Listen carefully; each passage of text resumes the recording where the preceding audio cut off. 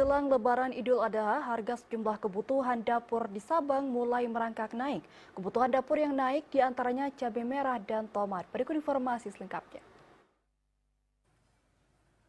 Jelang Lebaran Idul Adha, sejumlah kebutuhan dapur mulai merangkak naik di Sabang. Di Pasar Rakyat Tangga 7 Kota Sabang, cabai merah sudah lebih dahulu naik dari per kilonya Rp30.000 menjadi Rp35.000. Sementara tomat Aceh Rp10.000 per kilogramnya menjadi Rp12.000.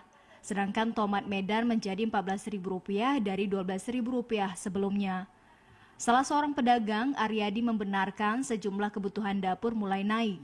Ia memperkirakan dalam beberapa hari ini, beberapa kebutuhan lain juga akan menyusul naik. Dari berapa ke berapa? Kemarin 30, hari ini dah 35.